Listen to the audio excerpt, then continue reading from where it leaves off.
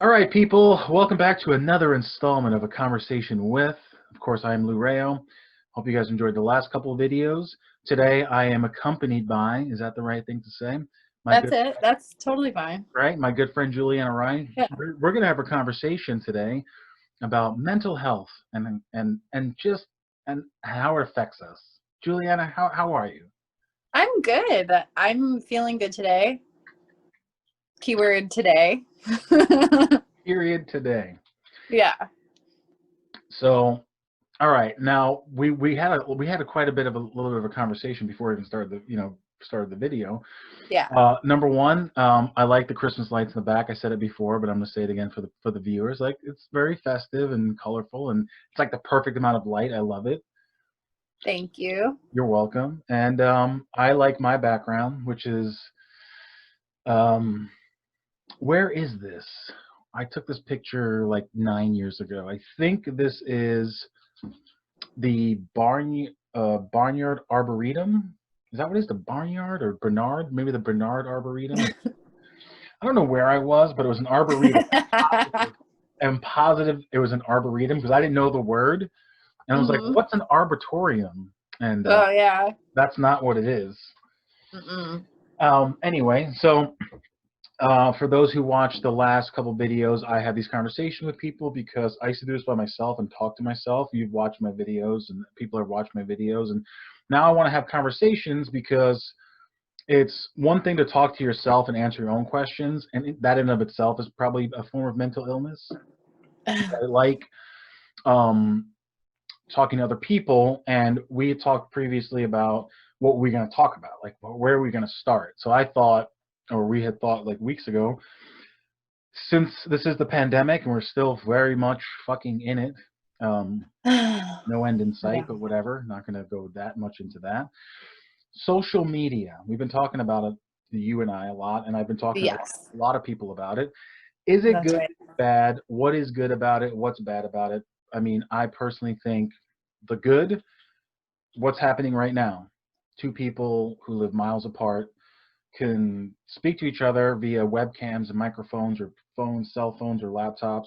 A lot of Yeah. this is through Zoom, but obviously a lot of people are using FaceTime and Facebook and Instagram and they're allowed to connect. They're privileged, they can connect to other Yeah. people. So you're not totally, utterly alone. I think that's definitely a good thing. Bad, the list is endless, but Yeah. even recently for me, I had an experience with I personally do not comment on Instagram. I spend most of my social media time on Instagram. I don't comment on a lot of things. Me too. Post my own stuff. I kind of stay back, but the conspiracy theory stuff is that I mean, I keep saying it, but every time I say it, it gets worse, like an all-time high. Yeah. I had to put my Yeah. 2 cents somewhere. I had to. I just had to put my 2 cents I somewhere, know. I know you and did. piled on. I got Of course. Yeah. piled, Yeah. piled. And then I got bullied, or a guy attempted to bully me, like another grown adult. And Ugh. I wouldn't give him what he wanted. I wouldn't like go argue back and tell him to go fuck himself or whatever. I kept saying things like, clearly based on what you're saying, I've won this exchange. Me one, you zero. And then all of a Yeah. sudden Instagram's like, you're getting blocked because of bully things. I'm like, so you're toxic to me, and then you And then block you. and report me. He reported me to Facebook. Ew. Yeah. So that's just, I mean, that is barely the tip of the iceberg. But I think there is definitely a distinction between why social media is good in general, Yeah. and it's a very distinctive reason why it's bad. And Yeah, I think that the good reasons are social, but they're also, for me, like, it's definitely an internal, there's like some sort of chemical reaction that I get from social media that, especially in the time of the pandemic, like, I don't get anywhere else. And we've kind of talked about that a little bit about like being seen, you know. I've been in my house. I didn't leave my house today. I don't remember if I left my house yesterday. So like just being freaking perceived by people is important to me. I think also, like you said, with people connecting, I have friends that I made during the pandemic. Like my friends that I'm friends with right now, including you, Yep. like we are pandemic friends, and that happened because of social media. We're obviously going to be friends after the pandemic, but I find that it's like I have taken as much positive from social media as I can. Mm-hmm. And now I'm just trying to not see the negative. So like bullying, first of all, I would come in there. If you had told me that you're being bullied on social media, I would have ripped them in like so many pieces. And I hate that though. Like I really hate that about myself, that I can't just like let it go. I can't just be like, okay, there's bullying happening. It sucks. Let me comfort my friend. Like I would have to step in and be like, yo, like just rip them to shreds. So that's ugly. It is, but I appreciate it. And also, it's like, I mean, it would be like like comment fighting, and it would just, I think they want it. I do think that Yeah. people say things, I think I mean literally 10%, maybe less of what they're saying is Yeah. really deeply how they feel, and 90 to 95% of it is just because they want the same thing. They want Yeah, that. they want you to be like freaking out. They want you to comment. They want a battle. So like what you were saying about like, you like, the to be seen, Yeah, whether it's attention or just like whatever, this dopamine or whatever our brains, it is. It's definitely dopamine. they want the same thing, but in like the opposite fashion. It's the other end of the spectrum of, I want negative attention. I want to just be riling up people on the internet because that makes my life feel less boring, or me feel, powerful, or I don't know. It's probably a lot of Is things. it the same chemicals though? Like, are the same chemicals released? Hmm. I feel like, yeah, I feel like the same part of the brain that lights up when someone says like, "Hey, you're awesome," might be the same part of the brain that lights up when people are like, "You're wrong," and like you think you're right, like the contrarian Yeah, going on, yeah, and you're yeah. like people are just sitting there waiting, like, please, please. They say the exact, like, some of these comments are just incoherent crap. I know. Most of them, but there are some that if I screenshot them and like took a survey of like what's going on in the past 14 days, it's like the perfect formula of all the things to say, and almost seems like a bot. Like there's lots of bots Right? on it, but It they're does not. seem like a bot. But it's Like not. the They're people. paranoid version of me is like there's a paranoid person living inside me, and I don't really let her out, but like she believes in the bots and like believes, I don't know if it's a holdover from like college days where I was like smoking way too much weed or whatever, but there is some like bots are a problem for someone inside me. A very real problem. What about it? Like, what bothers you the most? Is it because like what is it like that when you see it? Because there's ones that are clearly bots, like clearly Yeah. 100% bots. What do you see? Is it like you think the Matrix is going to happen, or like what is it? No, it's a personal thing. It's a personal thing. Like I want to know that the people that I'm interacting with are actually people. Oh, okay. I want to make sure that they're like me in a way, like that they're alive or something. So do you think that because the negative ones are most of them are super duper obvious, but you think maybe there's like, because there are like the positive bots, like Yeah. just There like are sex bots too, like a uh, lot of sex bots. yeah, I get those at least once a day. It's like Yeah. some girls like sexy name like Yeah. Elantra Elizvera or whatever, and Yeah. she's got like 67 pictures, but like Yeah. the first picture, the earliest pictures from yesterday morning, and the most recent ones from like 4 seconds ago. Yeah. So it's been happening like just like over 12 hours, and it's like a Right. link. It's like the scary links that have like dollar signs and like like parentheses, and Totally. wow, Totally. that's gonna blow my phone up. I don't Those mind those. I don't mind those bots. Like I feel like if you fall for that bot, you are like it's okay. Like you're lonely.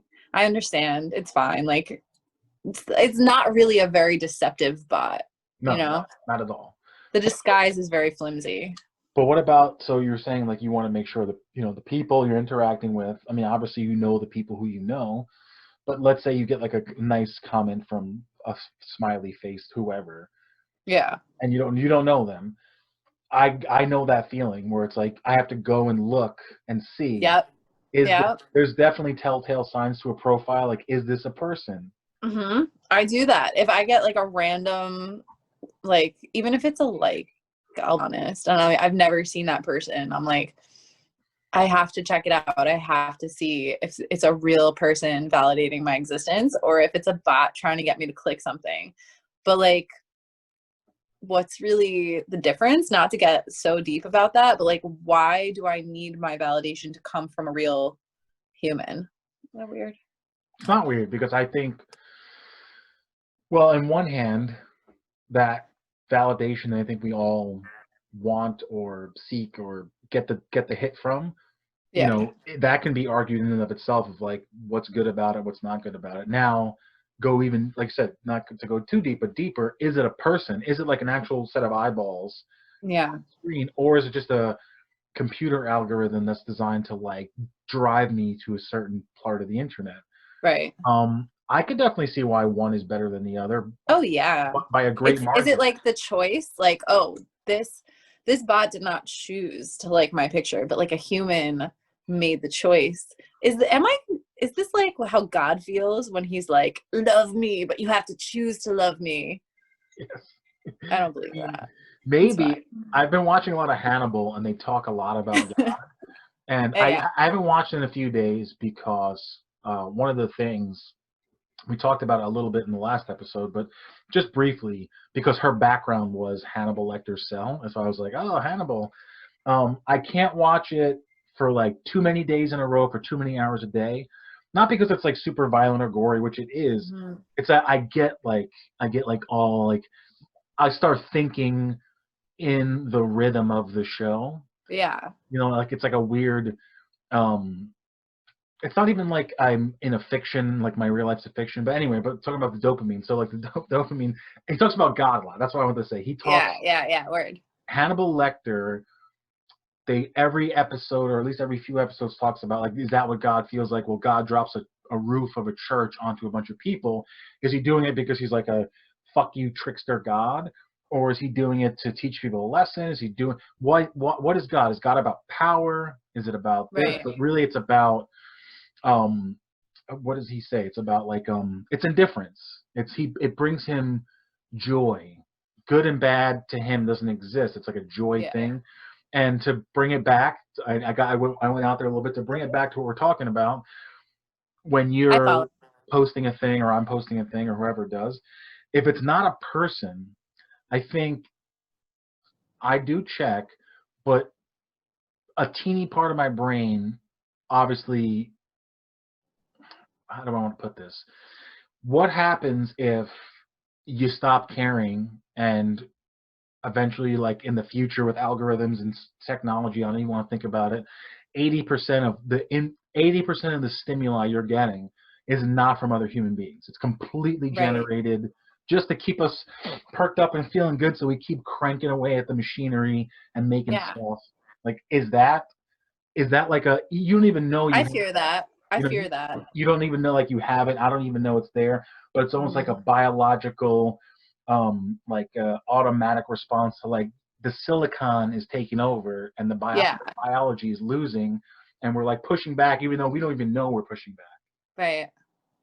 Right. I feel like there will be more of a hybridization before there is a complete takeover. Like I feel that we are hybridizing right now. My phone is part of my body. I don't care what anyone says. It doesn't leave the like I don't leave it in the other room. You know what I mean? Like it's becoming a part of my body. I'm on it right now. I'm talking to you through it. Um, so I feel like we're kind of hybridizing and I don't know. Like the thing for me is I don't know if it's good or bad. I fear people who are like trying to push that shit, you know? Like I fear people who are like, yes, like the robots, like let's make this woman that we can like make her a real woman and like it's a woman robot and she like I don't know if you've seen that. It freaks me out. It's okay. Like if that's your thing, I do not judge you, but like the lady robots kind of worry me. Um Like, you mean like the sex robot, or just like a... Yeah, like they're not really a sex robot though, but you know that they're a sex robot. You know what I'm talking about? Like, I'm gonna look this up later. I'm gonna send you a link where it's like she's got a name. For It's a sex robot. $22,000, she'll do whatever you want her to do. Wink. I mean, as will many, many people on the planet. So we don't need robots for this, people. Like, there are actual humans. But anyway, I digress, and I can't find my way back. So. All right. Well, what I was going to say is, I do agree, but here's the fight that I have with social media, with technology, being Mm-hmm. someone who is anxious, overthinking, um, ADD. Obviously, that's the newest one. There we go. It's on top of the pile. The thing is, it's like that rat in the cage thing. My brain is like a rat in a cage, and all this stuff is poking my brain, and I'm either allowing it to have no control over it, or I love it and like masochistically like bring it to me, or Yeah. the other thing is I fight with. Sometimes I look at my phone, like you said, I don't leave it.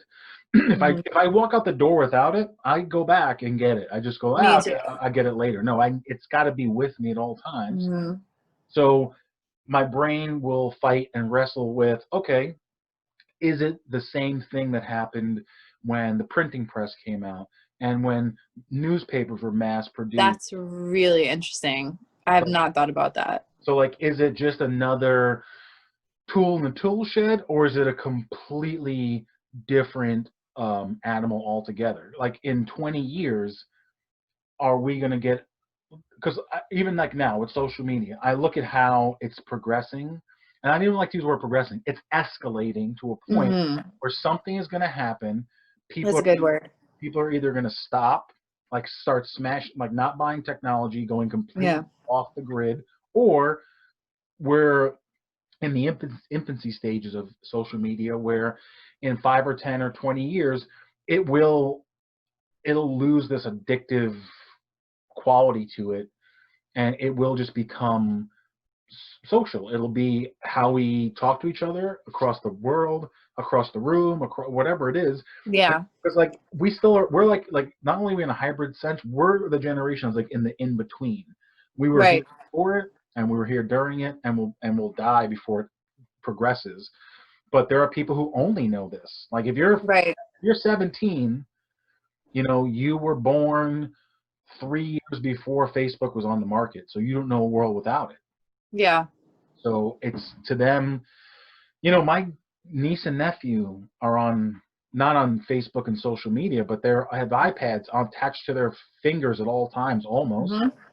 And my parents, even me, I kind of get like you kids and your robot toys. But if there was iPads in 1976, my dad would have been an iPad. That's the fight I have. Honestly, like I agree with you, and I think that you're onto something here because I know a lot of people who the TV was their parent. Like for me as a kid, that wasn't my exact reality, but I had many, many friends who that the TV was on 24/7, and I was a little bit jealous when I was a kid because I had like my limited times because my parents were extremely conservative, like to a point where even my sisters who I grew up with, one of them is 4.5 years younger than me. The other one's almost 11 years younger than me. Like she doesn't even understand how conservative my parents were, and how like religious they were. So my TV time was actually limited, and we didn't have cable, and it was very like we were living kind of in the dark times when I was little. So I think that this idea of like kids having their bot parents is not new. Yeah, no, I agree. There are, TV dinners were out in like the 50s, and that was Yeah. the future families. Everyone made their TV dinner, and you sat in front of the TV and you watched Mhm. Buck Rogers or whatever the hell it was.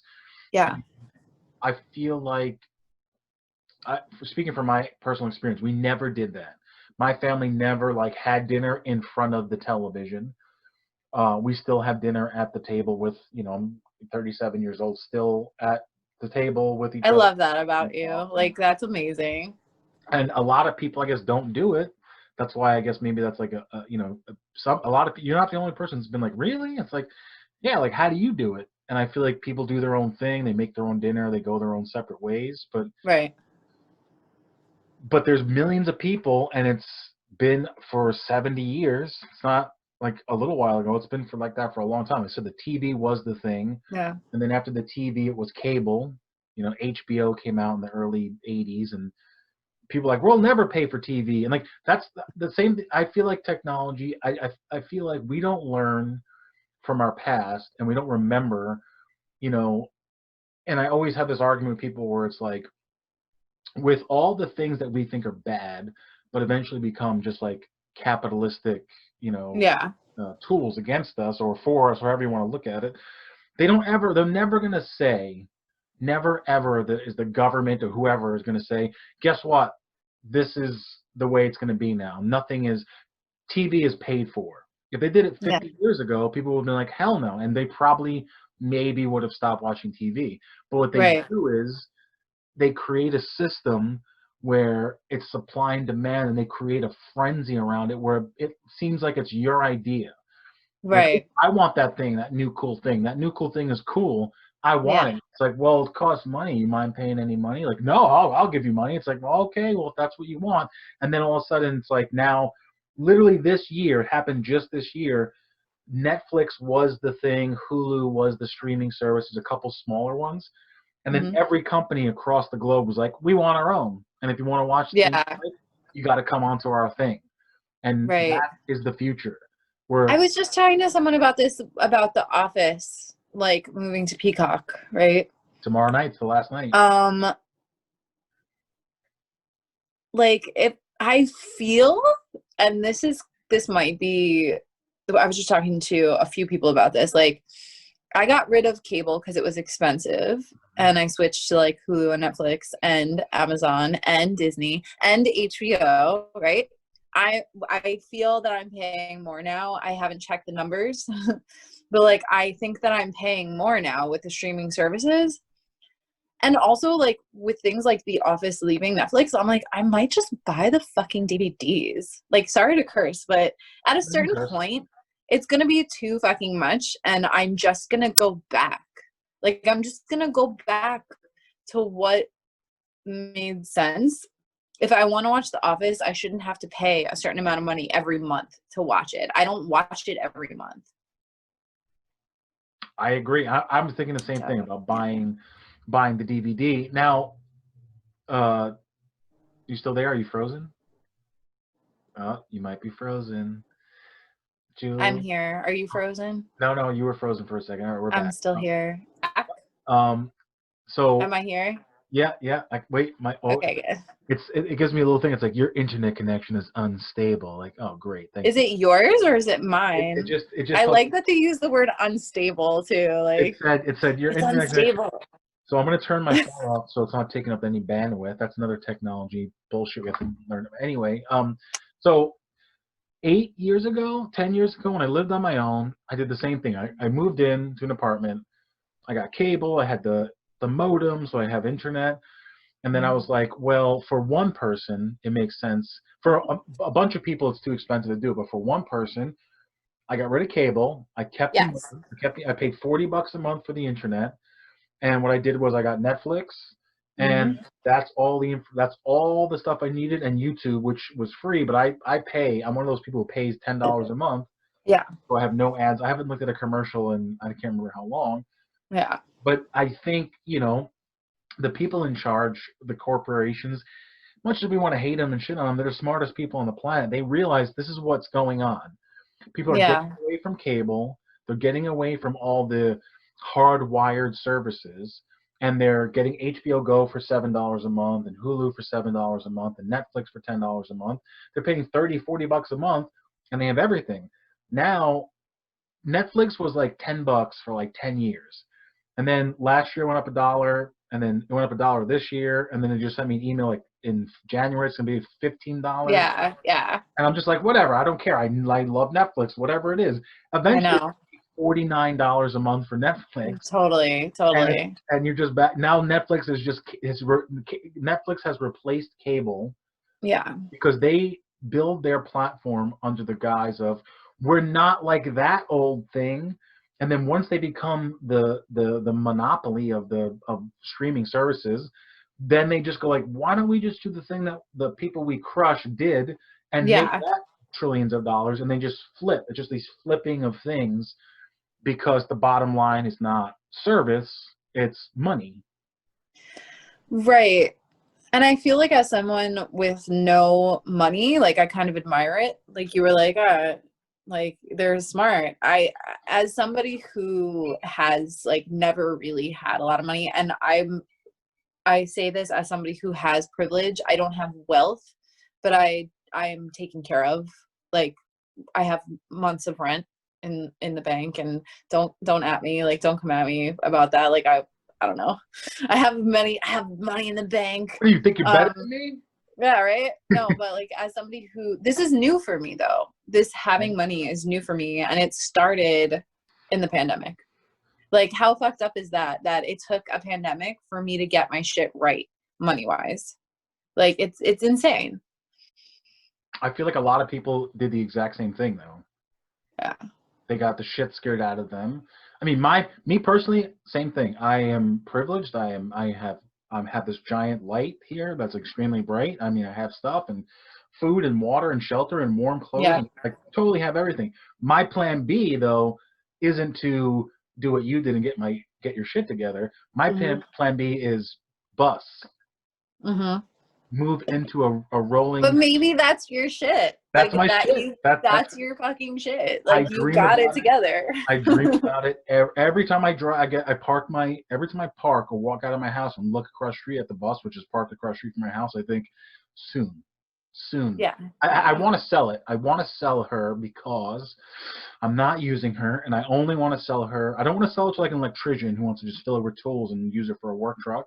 Right. I want to sell to some like pie-eyed lunatic like myself who has Mhm. more free time and more expendable money, and will Yeah. take her back to the Grand Canyon.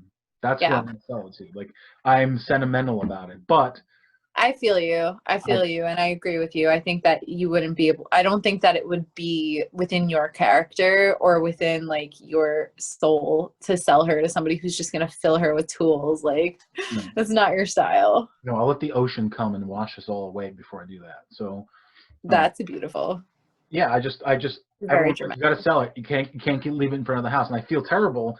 And to look, I haven't really spoken a lot about this. I made a couple travel videos, but talking about mental health, it's I did it from August to October.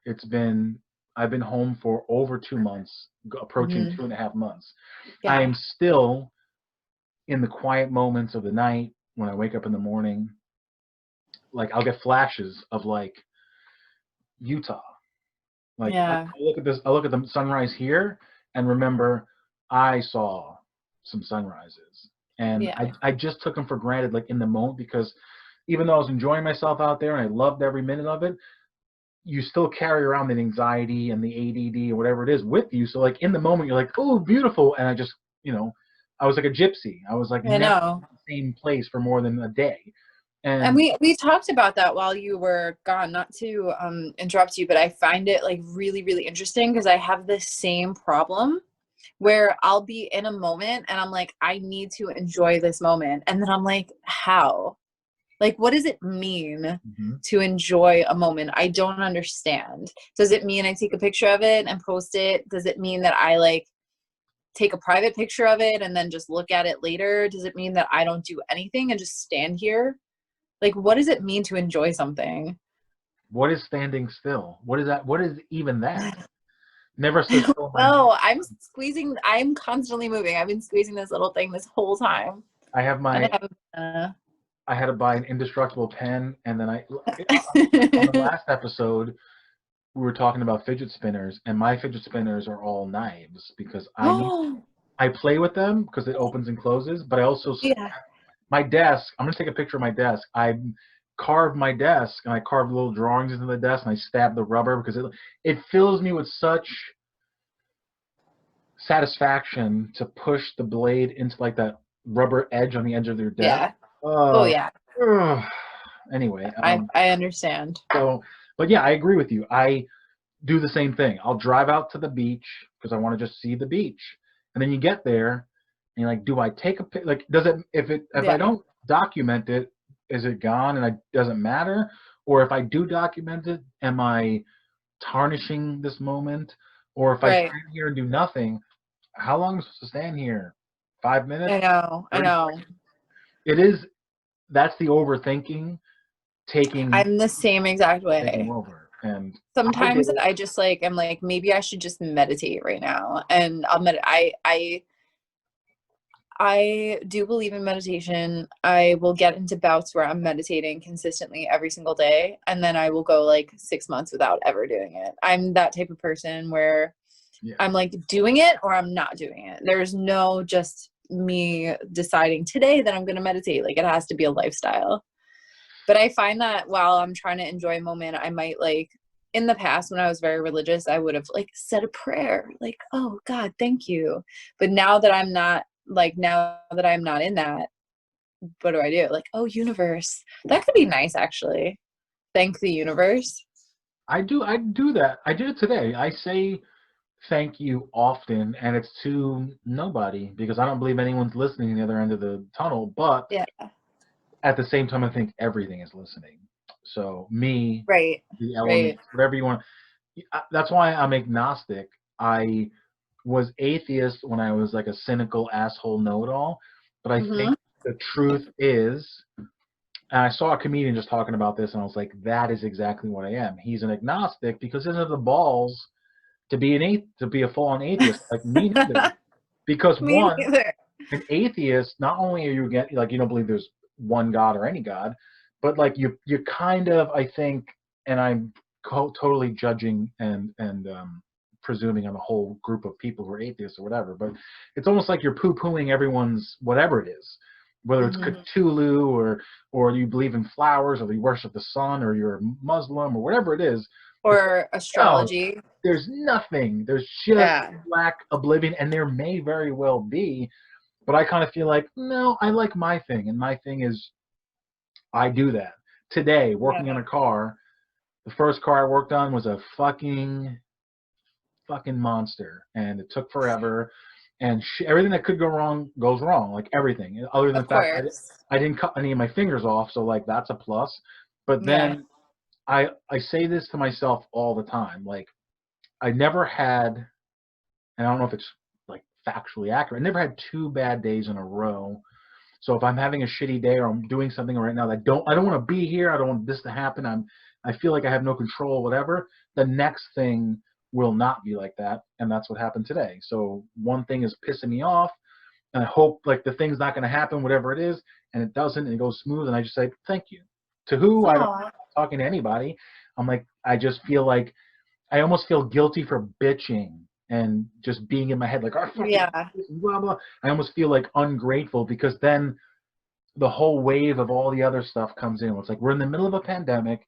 You don't want Yeah. to be here. You shouldn't have to be here. You shouldn't have to be working right now, but you are working. You're privileged enough to be Right. working. So it's like all these multiple things that are fighting each other, like contradictory thoughts and feelings. So when something goes my way, I just say, thank you. That's all, Yeah. and Yeah. just, I like that. it's, I really like that. And I find that like I'm the type of person where in the past, if somebody said something like, I'm practicing gratitude or like find 3 things that you're grateful for today, I'd be like, I hope that you fucking like go fuck yourself because I hate you. And like I really hated that type of mentality. me Like I'll too. be grateful when you stop fucking talking. Um there we go. The universe just punished me for saying that. But I don't feel that way anymore. Um I think that like at the beginning of the pandemic, it wasn't like I was practicing gratitude. It was like I had to find things that made me feel okay. Like I was forced to do that. There was no other choice. Like I have to find something that makes me feel okay. And I know that not everybody has that inside them. And I know that it's something in my brain was like, okay, we want to feel better now. We want to find things that are making us feel okay. And I'm grateful for that, for my brain that was like, let's feel better. But I like this idea of finding things that make us feel a little bit better. And like you and I have talked about that a lot recently, because there are days when I'm like, there is literally nothing. There's nothing that is okay. And or there's nothing that's terrible. I know that that's like the other opposite side of the spectrum, but like there's nothing fucking terrible. There's nothing good. So I feel like there's nothing. So finding things that I'm grateful for, or like being thankful, this is something that I want to incorporate into my life. I think I have to. It's time. It's time for me to join the gratitude gang. Well, there's you got to put your flavor, because I was the same cynical. I use the word cynical. That sounds right to me. I was the same. If someone was like I'm really into like, and whatever it was, it could have been Yeah. anything. I was a snarky fucking Yeah. monster. And you can curse. I'm cursing. You can curse. Don't feel bad for cursing. Okay, because I curse like every 3 fucking seconds. I It's just was how I am. I took pride, and it like fed me. I'm holding a knife. I gotta watch out. It fed me. Like I didn't like know it was like, it just gets back to my hand. Like that's why I'm fidgeting Yeah. all the time. But it like fueled me Yeah. to have someone like come up to me and be like, you know, what's really saved me these last couple of years, and then fill in whatever it was their thing was. And I was Yeah. like, I'm gonna drink your blood and destroy Yeah. this thing. You know Like, what's gonna feed me? yeah, Your blood. yeah. Because like I I know, was I I know. was I was contrarian to like to like to ad nauseum, where whatever it was that you were into, if I wasn't into it, I don't care what it was, Yeah. a genre of music, a religion, a Yeah. person, a sexuality, you're a vegetarian or vegan, it didn't matter. If I wasn't okay with it or felt good about it and I was a miserable bastard, I would take time out of my schedule to just make you regret A, talking to me, and Yeah. B, your whole existence up until that moment. And I liked being like that. Yeah. And then one day, it wasn't just one day, but I worked for a guy. His name was Rob, and he owned a business, and it was fucking chaotic. And he Yeah. was a total psycho from the outside, but he like was the first person in my life who actually was like broke me down and did it to me before I even knew like who and what I was. And Yeah. it took me years to realize what it was. But he would say things like simple things like he's like, "You're that close." And I go, what are you talking about?" He's like, "The bitter guy. You don't want to be Mm. the bitter guy because you're that close to becoming the bitter guy, because the bitter guy hates everybody and Yeah.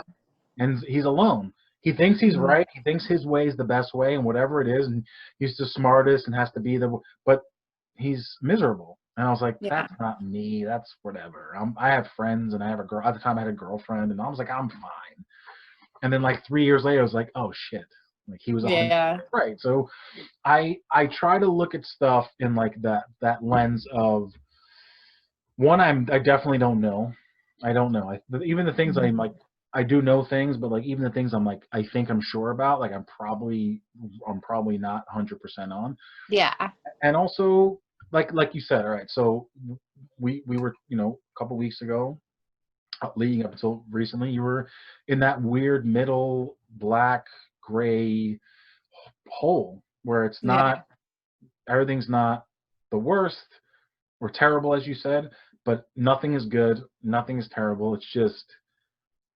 It's like, what is it? It's like purgatory.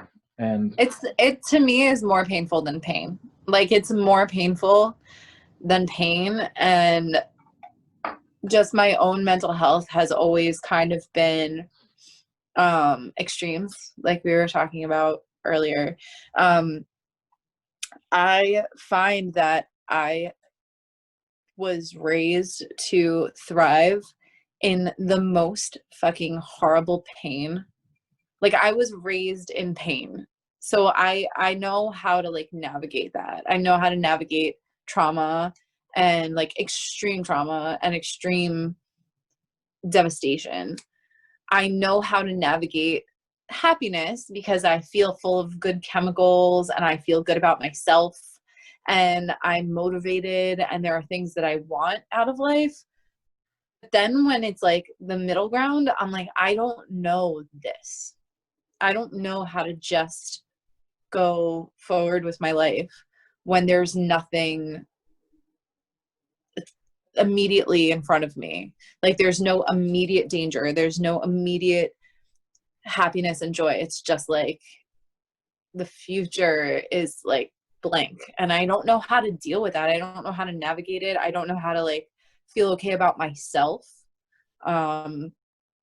There's something for me that was like very empowering about being in pain because I could just like, that's what I focused on. And like, as somebody who has like focus problems, to focus on something that's really bad would really, really, really help me in some ways because I had somewhere to put my energy and my attention. Yeah, well, so the conversation we obviously we talked about this. We talk all the time. So like that's a reason why these videos exist. It's like we're having these conversations anyway, might as well film it and maybe one person could be like, "Oh, it's Yeah. not just me or whatever." But what you were saying, so even what we were saying earlier in the video, when you're like, do you think it's the same chemicals, being a piece of shit and Yeah. or good? And right there, like what you just said, like I think it's the same thing. Your brain now, in your case, so the living in the extremes. So either it's got to be it's either pain or absolute terror, trauma, or like you said, you're happy, joyful. You need to be on either end of the spectrum because it feels like you're living basically like the chemicals in your brain are the fuel to your engine. Yeah. Now, the thing I always ask myself is, in my own case, do you think it's that it could be something as simple as you are addicted to those drugs that your brain produces because they're drugs, whatever, however you want to describe them, like dopamine Yeah. and adrenaline and all those things, like they're drugs, and they Yeah. get that rush right to your Right. heart, right pumps through your veins, just like cocaine or heroin or any of that Right. stuff. Do you think it's that, like Oh specifically, yeah. just the addiction? Absolutely. Absolutely. Absolutely. Like, as like a former complete self-sabotager, like complete relationship sabotager, career sabotager, self-sabotager, like just somebody who has completely like decimated my own existence in the past. There is something extremely addictive about being at the fucking bottom. And I sometimes will blame it on my music and my art, like Mhm. I need to be this way so that I can create something. And it, like, the sickest part is that it works. Like, if I haven't Actually, if I if I haven't written something in like a long time, I'm like, let me fuck with my life. Like, and I don't do it on purpose. Like, this is another thing. Like, I think about it in hindsight and I'm like, oh damn, like I wrote this amazing song that is like my favorite song I've ever written because I fucked my life up. And I see it in hindsight, but while I'm doing it, it just feels right. yeah, It's the brain. I mean, I'm not a musician. I mean, I consider myself an artist, but I follow a lot of comedians. I follow other artists, and Yeah. it's that self-fulfilling prophecy of Patton Oswalt said it the best, and he's not even like one of the darkest comics there is. Like, No. Yeah. what's worse for comedy than regular sex and happiness? Nothing, nothing. He didn't put a special out for years because he got married and had a kid, and everything was Yeah. going great, and then his wife died on the day his Yeah. special was released, and he's put like 3 out since then. I mean, obviously, I think he's happy, but I agree with you. It may not be like completely lucid, active thing, but on a subconscious level, like just specifically like anxiety and panic. I was talking about this. I've talked about this a million times. It took me forever to realize that when you're going down that masochistic, it's not okay. So it's like automatic. It's you're out of control. You're having the chemicals are hitting you. So whether it's depression, anxiety, mania, whatever it is, I can't speak for other people, but I Mm-hmm. do feel like on some level there is like I don't know what other way to put it other than like a moment of clarity where you're at that fork in the road. And if you go that way, the way you always go, you know exactly what's going to happen, but you are like almost as much as you're terrified, I don't want that to happen, but I know it, and you just go. Yeah. Or you can go the other way and you may not get the chemical splash, but you'll have Yep. clarity and be, you'll be calm. So I think Yeah. that it's what you described is like that same thing of you don't know because you're clouded. It's like the thing I used to tell myself, and I'm sure I'm not the first person to ever come up with it. Like it's hard for me to see what I am as far as like illness is concerned or madness because I'm sick and mad. Yeah. I can't, I can't be it's almost like being the pilot and the passengers at the same time. It is. What's he doing It up there? is. And it's like, I don't know. It's like, motherfucker, it's you. Like, what are you doing? Oh my gosh, I don't mean to laugh because I'm like about to cry too, because that really that resonates with me a lot, because I hate that I'm the pilot and I hate that I'm the passenger. Like, Jules, what, come on. Like, you're both, I despise both roles and I feel them both very deeply. And this idea of like a moment of clarity, that I know that not everybody has the moment of clarity or has the choice to be like, I'm gonna start steering the ship. I changed to a captain as opposed to a pilot. I'm gonna mix the I prefer metaphors ship. really. I prefer the ship. You know that. So. Okay, we'll do ship because I like the nautical type theme.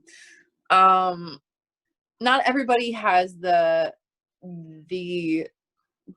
chemicals or whatever it is, the makeup in their mind to be like, I'm the captain now. And I luckily do. I luckily have that thing where a couple days ago I woke up 5 a.m. because that's my style, and I said out loud to myself, I'm going to feel better today. Period. Like, I didn't feel better at that time, but I said out loud to myself, like, I'm going to feel better today. Whether that means that I'm gonna eat something delicious or I'm gonna fucking drink my 6 cups of coffee and make them fucking fancy, or I'm gonna take a selfie and I'm gonna post it, or whatever would make me have like a little shot of goodness, I'm gonna do that today. And it takes forever sometimes, though. It feels like I've been depressed forever. And then there's like this moment where I'm like, I'm gonna do the little things that I know will make me feel better. It's like training a dog or something, or like a kid. Train it to do a task. And my task is just to get the good chemicals back for a little bit. You know? No, I love that. I agree. And something my friend Megan brought up in the last video, which was new to me. You might be familiar with it. Is the spoon theory? Mm. I don't know if you know the spoon I've theory. never heard of it.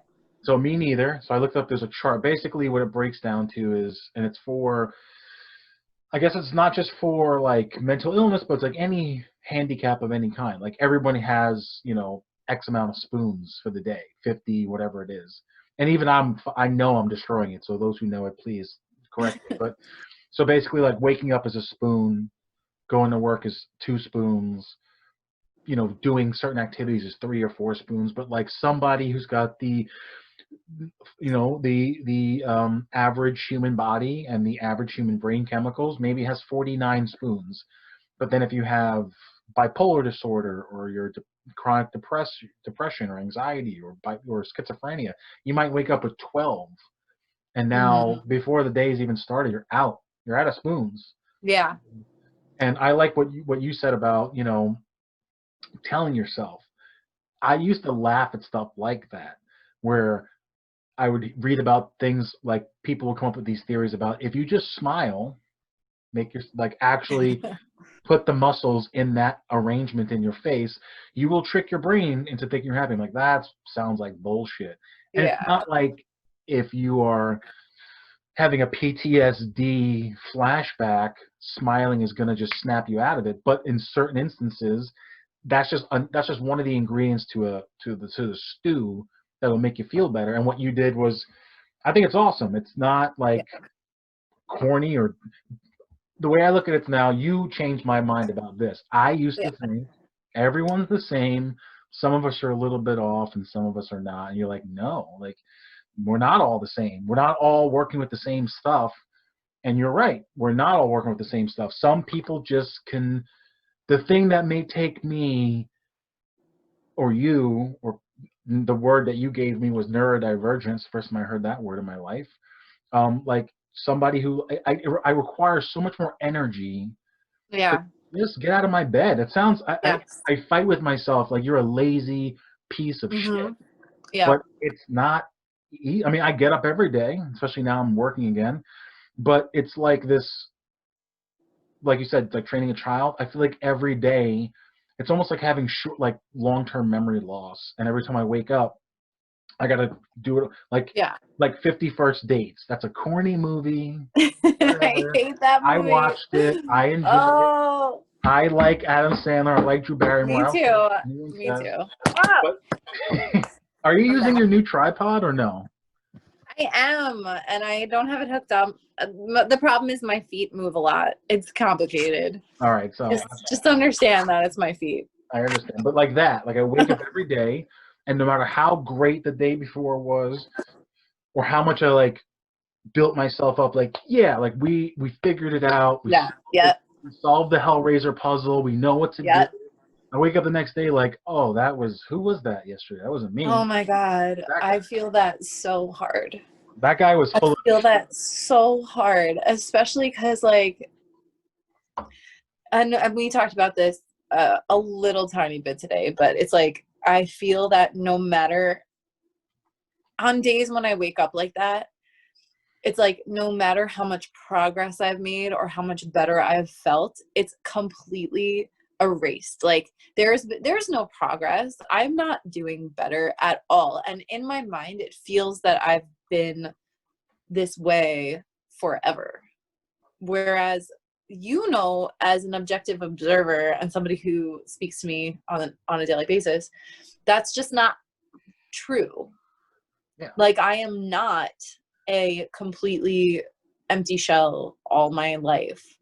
But when I'm in an empty shell, I feel that I've been this way forever. Or you feel like you're delusional. Or Yes. I feel the same way. That's why I enjoy. Enjoy is not the right word. It's not about like fixing or helping, or we talk about when you do feel like you're an empty shell or you're delusional. If I'm not also at the same time feeling that way, as an objective observer, I can go, no, that's it. It's not about you. What you're feeling is wrong, or Right.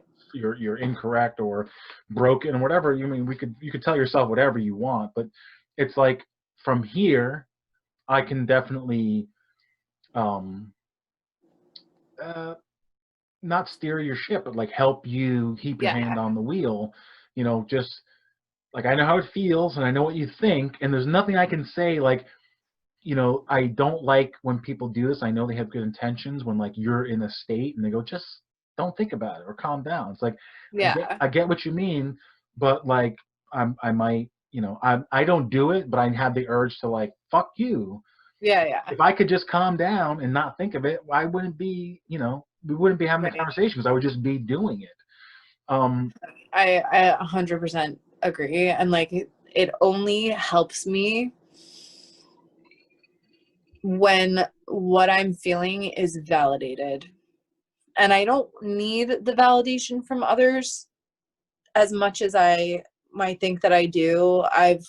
There are times when I've pulled myself out of some shit with no validation. There are times when I just like feel amazing with no validation. But when my feelings are validated, it helps me more than anything else. And for example, a few years ago, when I started living with my husband, I sleep a lot. I take naps. I'm exhausted often. I go to sleep really early.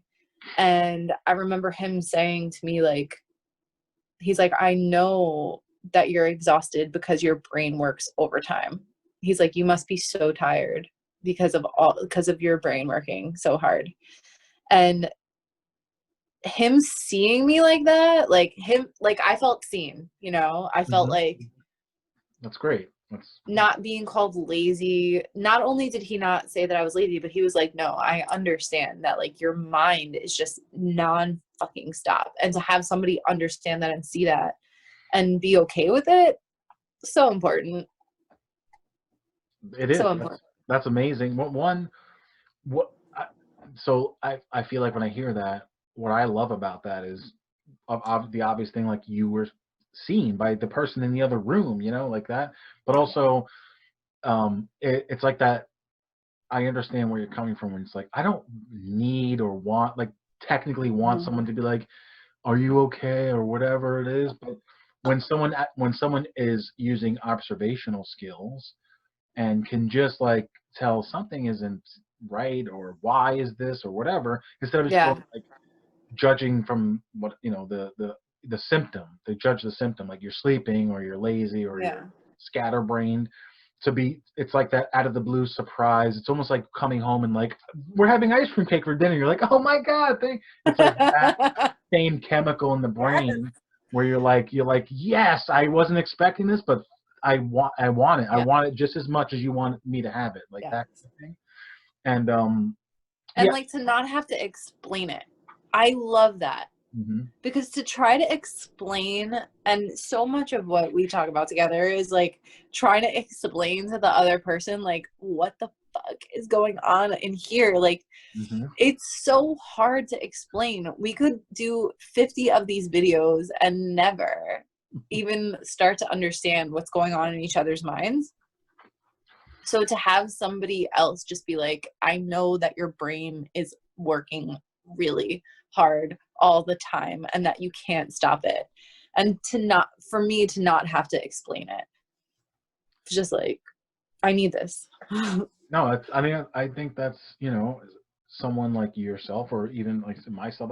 It would, floor me to have somebody, close to like, in your personal like space, like boyfriend or girlfriend or sister, brother, someone like close in your close circle, a best friend or something, to like say something like that to you. It's like, okay, like, so I'm, like I said, one, you're validated, you're seen, but it's also like, okay, so not only am I seen, but now I know that you don't think all the shit that I think about myself, Yes. and or I assume, because like for example, when you say things like, oh, or anyone, I think people, I feel, I think it all the time. I think everyone hates me, or everyone's mad at me. I get that a lot. I feel like that when I work in a shop right now with another guy on the other side of the shop. He's working in a car. I'm working on a car. I'm playing music on my phone.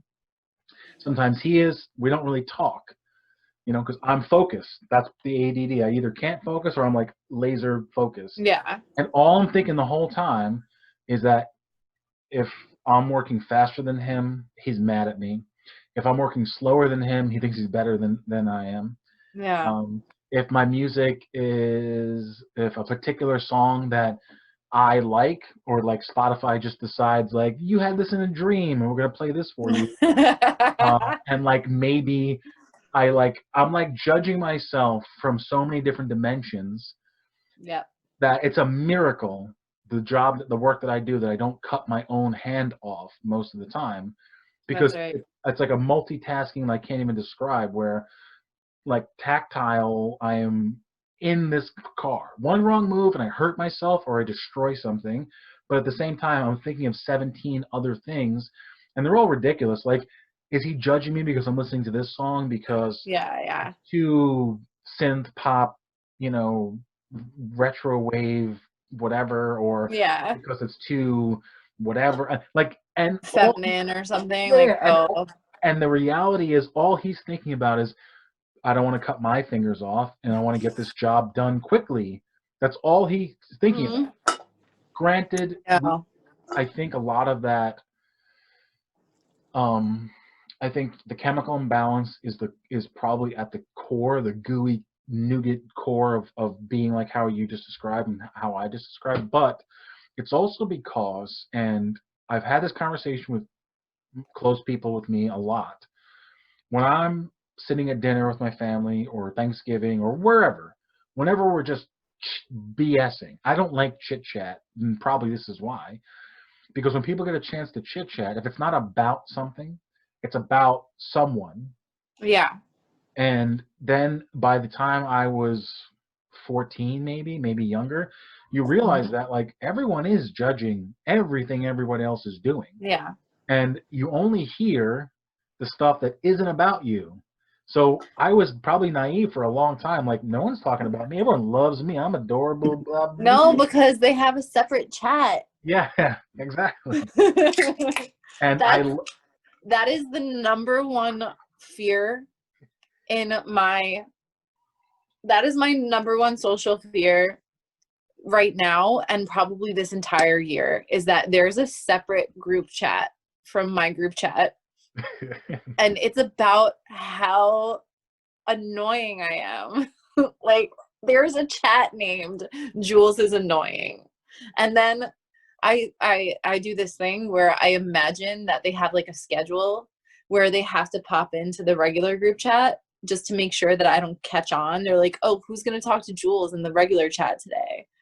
Like, they plan out how they're going to interact with me to not let me catch on that there's a separate chat. like there's shifts and Yes. like whoever, I don't know, you're like Tommy, it's your turn. It's like, oh shit. Mm-hmm. No, I feel you. And I had something happen to me recently that, so I do the same thing, but my approach over the past few years and past few months especially, my circle is so much smaller. I actually feel bad. There's like a few friends I used to talk to way more often. I just haven't because Yeah. I don't know. I don't have the energy. I don't know what the reason is, but anyway, I think the same thing. But I had something happen to me recently, just on Christmas Eve actually, or Christmas. I think it was Christmas Day, and as we know, we're in a pandemic, and I don't. It's weird. Like some things don't bother me that maybe should, and things that shouldn't bother me maybe do whatever. But so we're at dinner. This is happening right in front of me. So this isn't like a hypothetical. I assume someone's having a group chat without me, Yeah. and drive myself crazy.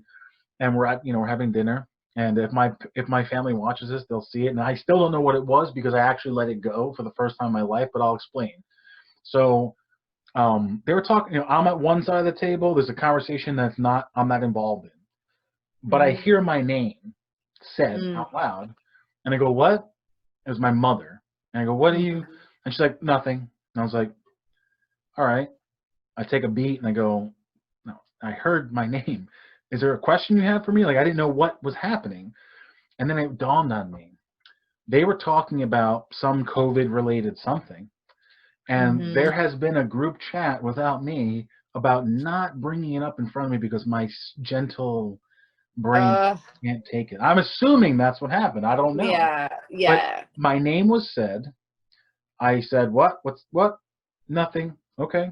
But then I'm like, wait, no. Like I heard like my name Louis, and then I heard like that little like record scratch, like don't Yes. stop. And I was like, am I 9 years old right now? Is that what's fucking happening? Because you're 2 feet from me doing it too. Like either say it to me or shut the fuck up. Like you didn't. It's almost like that. Like But like I with family, do you do that? Because I do. what? Like do what? Oh, do that like around like. Like if I hear somebody talking about me, I'm like, you need to fucking say it to my face. Well, so yeah, Normally, I would totally, I might have pressed more. Yeah. So here's what I did. I looked over, and being the hyper vigilant, anxious brain that I have, I can just pick up on like what CIA people call micro expressions and stuff like that. So like my mom says it's nothing. My dad won't look off for his plate because Yeah. he's doing like the smallest, tightest head shake like to like my mom, whatever. They like have like a nonverbal communication about I understand. shut Yeah. the fuck up. And I really want to be like, I really want to say, are you fucking serious right now? Because yeah, someone was in our house that doesn't live here, whatever. Not 10 people, one person. Yeah. It's fine. I said my whatever. I posed. I argued my opposition, but it's like something was said. I didn't hear exactly, but they did that thing in front of me where it's like there is an actual side chat that I'm not in on, and I'm 37 and I live in the same Yeah. house with you, and it felt embarrassing and weird at the same time. Like I'm such a gentle, weak, anxious person. I can't be hearing about the cold, hard facts of reality. But instead of doing that, which I normally would have done in the past, like I wanted to be like, "Are you fucking kidding me?" But Yeah. instead, I gobbled up my pasta. I drank some seltzer and I bounced. I Yeah. came I came up to my room. I was like, I was heated. Like I was like hot inside my skin. Like I wanted Yeah. to go back down and be like, yo, what is it? And I just let it go. I didn't bring it up later when I wanted to again later. And I haven't brought it up since. Unless they watch this and see this, they might say something, but I doubt it. Um, yeah. So the point I'm making is all that story is I think a part of why you have the fear of the side chat is because we know those side chats do exist. We hope it's not Yes. about us though. And two, Yeah. it's also irrational and like this, it's like your ego Hmm. fucking with you and then taking the devil's advocate at the same time where it's like Yeah. no one hates you. It's like yes they do. And it's like are you sure? It's like Great. And it's also like I have side chats about my freaking self. Like I have a side chat about myself. This is why I believe in the side chat because I have them about myself all the time. But I actually really made a conscious decision over the past year because I have several group chats that I'm part of, and one of them went completely sideways. But I made the choice to not do that to others. Like, I'm not going to be involved in a side chat. It's just like a choice that I made. Like, even if I'm invited in and somebody's like, oh, did you hear what blah, blah, blah said? Not doing it because I don't want to be contributing to the like the noise, the invisible noise. I understand that because Yeah. I did the same. It's hard, you get pulled in when that what it used to be called just gossip, but it's more than that. It's like real. Some of it's just gossip, shit talking, passing the time, whatever. Yeah. But I, the way I look at it, and this might, I feel, again, this is how much I mean, you could probably relate. I fight with myself. I don't want to take part in it because I don't like it. I don't like how it feels. Like I might hate the person. I might actually not like the person you're talking about right now. But I do not want to like make myself feel here higher to Yeah. to make them feel whatever. If I don't like It's bad them, energy. Like it's negative energy. that's exactly it. It's terrible energy. Yeah. But here's how I fight with myself, which makes me feel crazy. I feel like, am I doing this just because I need to think I'm a better person? Like I'm better than the shit talkers? Because I kind of feel like, aren't I? But feeling Yeah. like I'm better makes me. It's like virtual signaling to myself. Like, is that what I'm doing right now? Like I'm Yeah. like, what is? But at the same time, I don't like it for a lot. Like I find that I quieted myself over the years because that's mostly what like Mhm. chit chat around the dinner table is. Did you hear about so and so? Oh my God, she is a disaster. I know. I And know. I might chime in because it's a conversation, but there's like a line, Yeah. and again, I will state facts, Yeah. in my opinion, and that's it. I will not do that thing where it's like, oh yeah, what about the, and then like dig back, like let's go through the last 17 years of cataloged information we have about. I mean, there are times when there's somebody that who has done me wrong, like really bad. There's somebody specifically I'm thinking about, and I obviously won't say who that person is, but Let's put their name on the screen. No, no, no. email them a link. Like, oh my God, they have a I Hotmail I account. Ugh. I like when people shit talk this person because it validates how I feel about them, and it makes me feel like, oh, like I'm not the only one, and what I experienced with this person is real.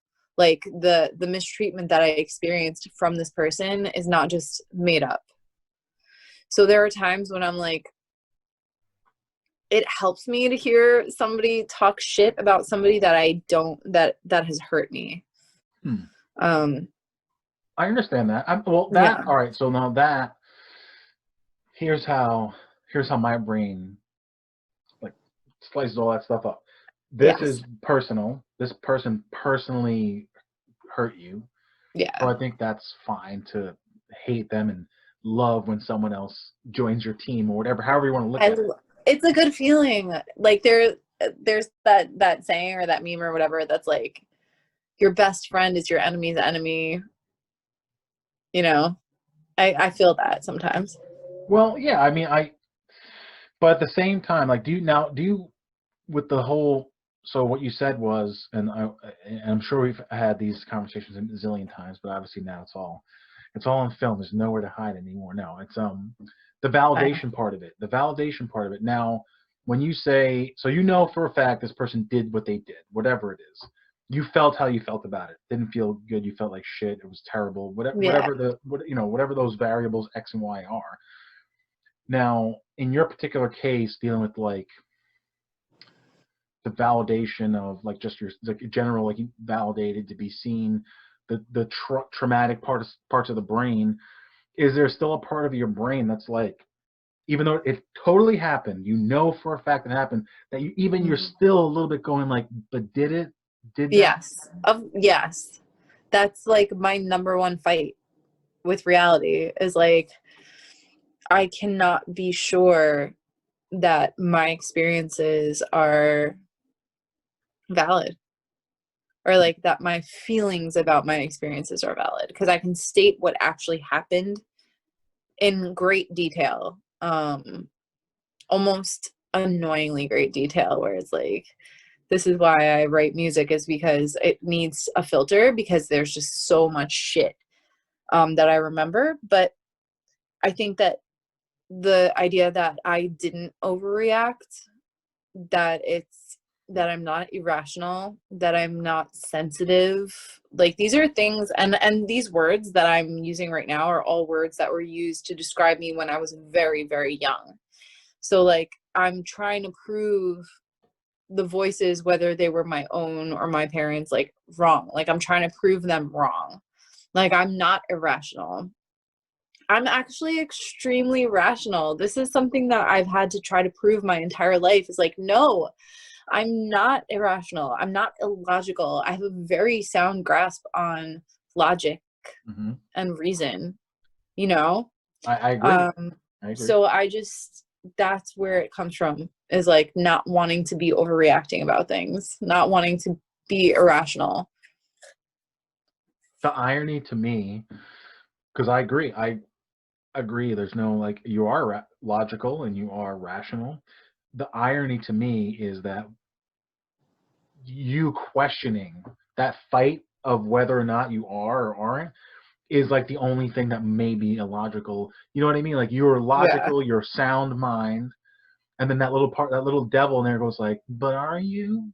Right, but you and you're have like, that fuck, devil like, am too. I? Because I do it. I tell my therapist, And I know this, again, this is one of those things where like I don't like to even say, because I feel like, am I being a piece of shit right now? Am I making myself Yeah. seem like I'm better? Like my mental illness is worse, or what? Those kind of like little internal like one upsies you do. But I Yeah. go, I feel like most people, the average, what's the word you use for the normal person? The Neurotypical. 1 second. All right, nerd. My handwriting. I can't even show that on camera. I'll just type it. I'll just send it to you later. Yeah, please just send me I'll the just word type it out. I'll at send three in you the a link. morning. Send me a text that says neurotypical, and I'd be like, what? It's gonna be like 4:15 because that's my hour. The wake up time. But Yeah. like I feel like in my head, a normal person. And I'm totally Mhm. making an assumption here because I'm not a psychologist or a neurologist or any. I'm not a scientist. I'm not in charge of anything. I'm in That's charge of the right. things right here in this room.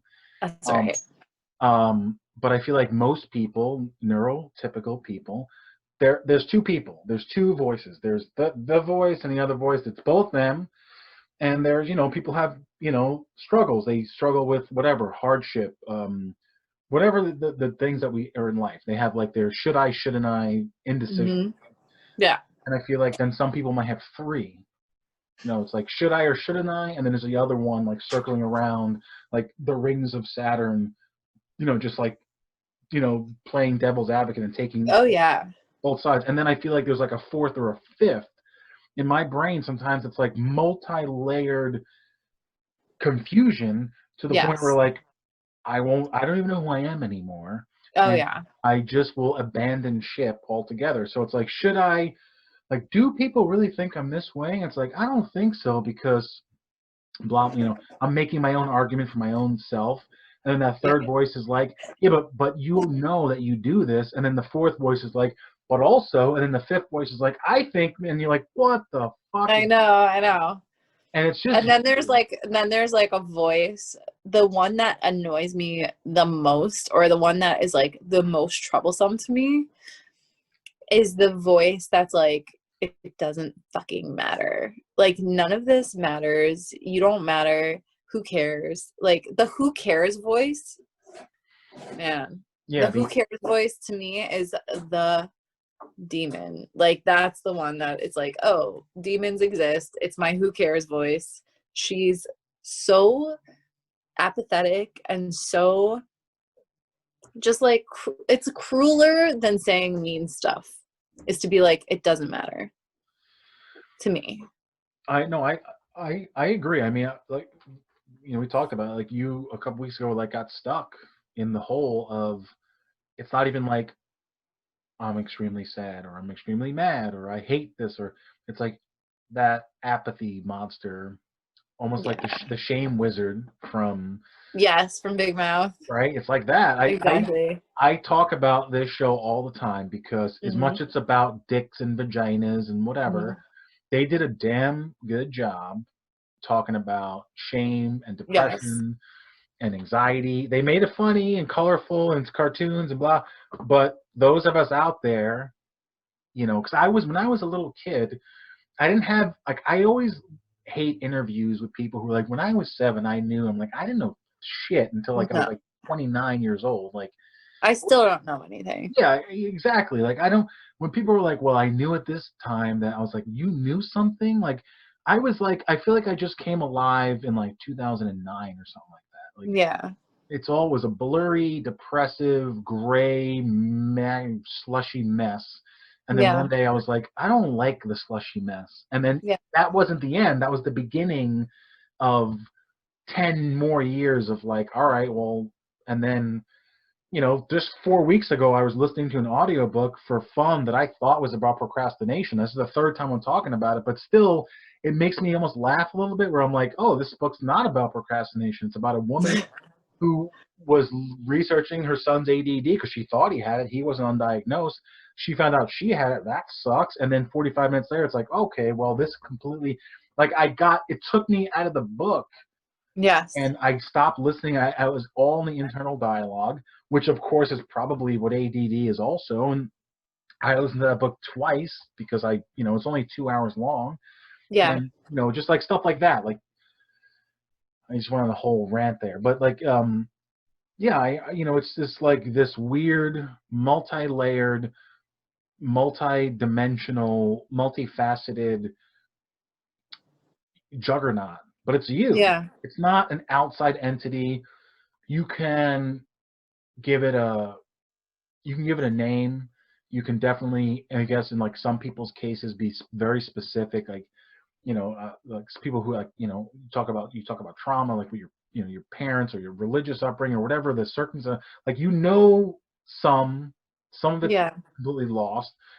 But even if like, for a fact, it's these 5 things, these 5 days, these 5 events are most likely, without a shadow of a doubt, or 99.9%, way beyond, probable cause.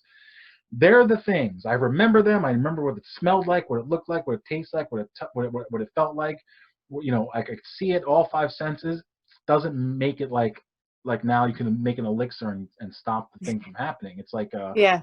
it's very, to me, that's the weirdest part about it, where even like every single day, every single minute of every single day, I'm in my own brain Oh, over analyzing and talking to myself in a conversation that's so elaborate and deep that I yeah. wish sometimes, because sometimes it's so good, sometimes it's so juicy and great.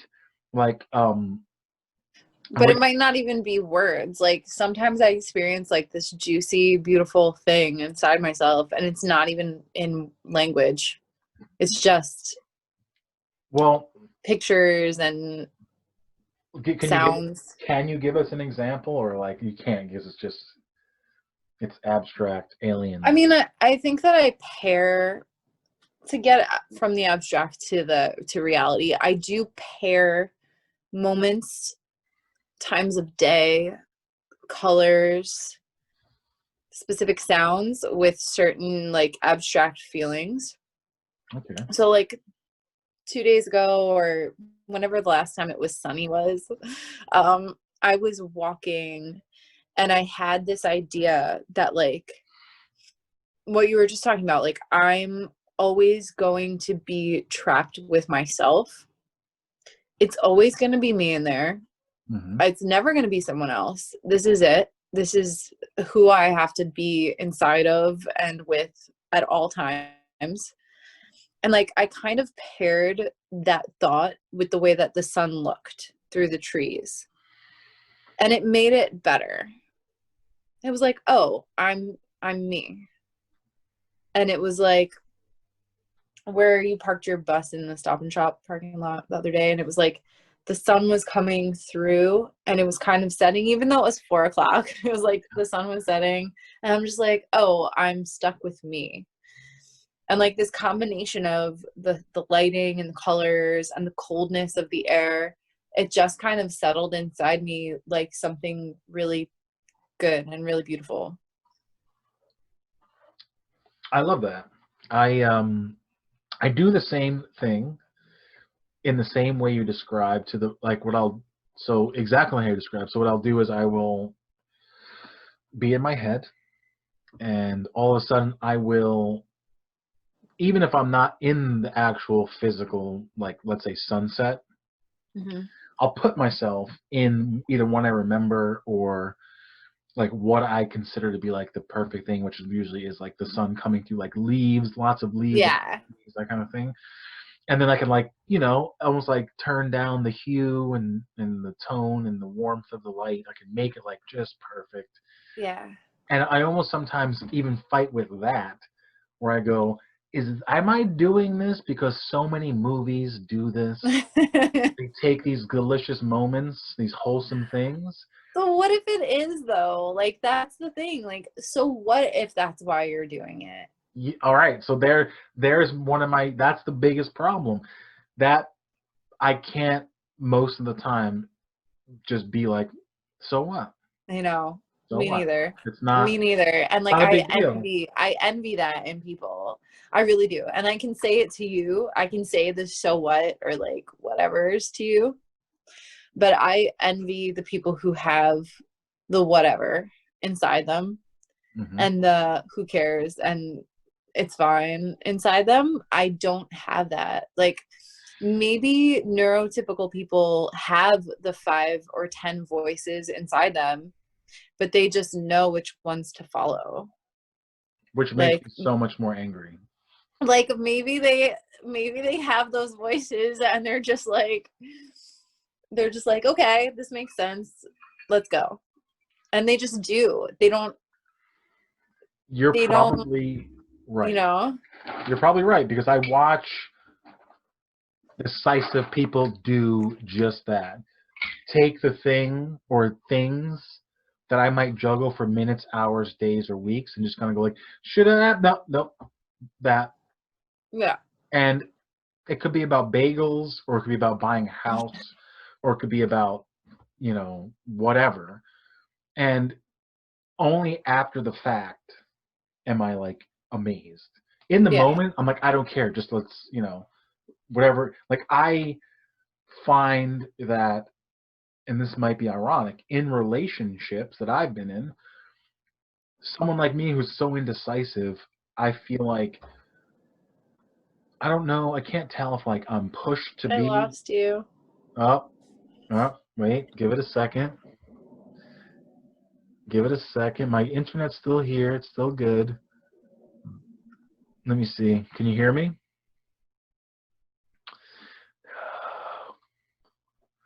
Can you hear me? Can you see this? Oh, okay. So basically, my Wi-Fi crapped out, and Juliana and I definitely tried to record another video just to put on the end there. And basically, the way Zoom works is while it's converting one video, it won't convert a second, and I couldn't figure out how to convert the other one. I somehow made it a Windows Media Player video. Long story short, technical difficulties. But despite the way the video ended, I do think it ended pretty great. Ended on a good note. I hope you guys enjoyed watching Juliana and I talking, and things resonated with you, and you guys enjoyed the third installment of a conversation with mental illness with Julianna Ryan. I'm going to be posting this up. Obviously, you're watching it. And my fourth episode is already recorded, ready to go. And again, of course, I'm looking for other people. I do want people to volunteer, but I will also be asking people who I think might be good for have a conversation and be open and talk about symptoms, life experiences, how it's affecting their everyday life, etc. Could be watching this. So I hope you guys really enjoyed this video. We talked about a lot of different stuff. And if you like the video, please please subscribe, share it. I'm really looking for these videos on YouTube to reach a lot of people. Those watching who saw it on Instagram and then came over to YouTube, go back on Instagram, share my IGTV video, share the reel. The goal is to get as many people to watch as possible who it could relate to. So you can send it to people who you think might enjoy, might relate to the topics we talked about, etc. And that's pretty much the goal here, is to have conversations about mental health, about mental illness. And I want to talk to more people with varying symptoms and varying illness to, you know, open my mind to what people go through, what they're living with. Especially now, I think in the pandemic, everyone is heightened. There's lots of, excuse me, there's the memes and the posts on Instagram, social media about like if you didn't become a millionaire during a pandemic, you're never gonna be. It's like whatever. Do it at your own pace. I'm sorry, I'm drinking a beer and it's causing the burps. Anywho, I hope you guys enjoyed the video. I hope you guys understand while I'm doing this, why I am having conversations, and my goal is clear. And if not, you can send me a comment, direct message me on Instagram. Let me know what you think. Let me know how you think it could be better. And again, if you don't want to be in the video, or you don't think you can, or you want to, recommend some people. Recommend my videos to people who you think would do this.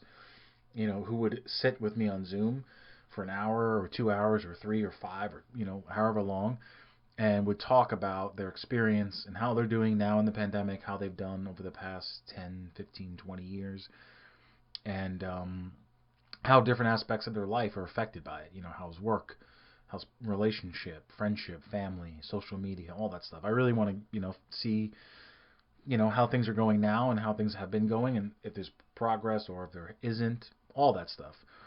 But thank you guys for watching. Hope you guys enjoyed this. Hope it meant something to you. It definitely was a great conversation. I enjoyed it very much, and I'm looking forward to talking to her again, and you guys too, anybody. But thank you for watching, and peace.